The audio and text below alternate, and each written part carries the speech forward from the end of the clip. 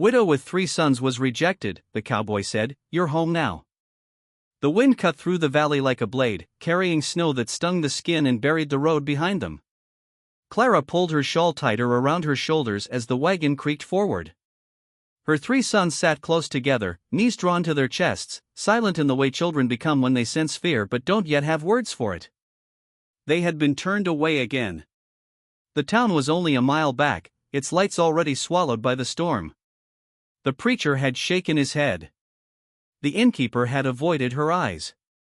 A widow with 3 hungry boys was more burden than blessing in winter, and everyone knew it. Clara swallowed her pride and urged the horse onward, though she didn't know where onward led anymore. That was when she saw him. A lone cowboy rode out of the snow like a shadow given shaped broad shoulders, dark coat crusted with frost, a black hat pulled low. He raised a gloved hand, signaling her to stop. Instinct told her to pull the reins tight, but exhaustion won. Roads closed ahead, he said, his voice calm but firm. Drifted solid. Clara met his eyes, ready for another refusal. We'll manage, she replied quietly. We always do. The cowboy looked past her, at the boys' red noses, their thin coats, the way the youngest clutched his brother's sleeve. Something hardened in his expression, not cruelty, but resolve. No, he said. You won't. He turned his horse and pointed through the trees. There's a cabin. Fire's lit.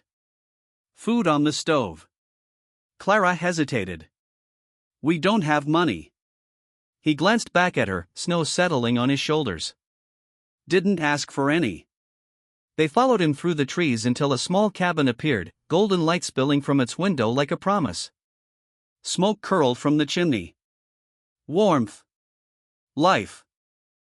Inside, the cowboy set to work without a word, adding wood to the fire, ladling stew into bowls, setting bread on the table. The boys stared like they'd stepped into a dream. Clara's hands trembled as she took the bowl he offered. We can't stay long, she said softly. I won't be trouble. That finally made him look at her fully. You've been trouble enough for the world already, he said. Then, gentler, not here. The boys fell asleep by the fire, bellies full for the first time in days. Clara stood by the door, unsure how to thank him, how to leave. The cowboy pulled a blanket from a hook and handed it to her. You're home now, he said simply. Outside, the storm raged on.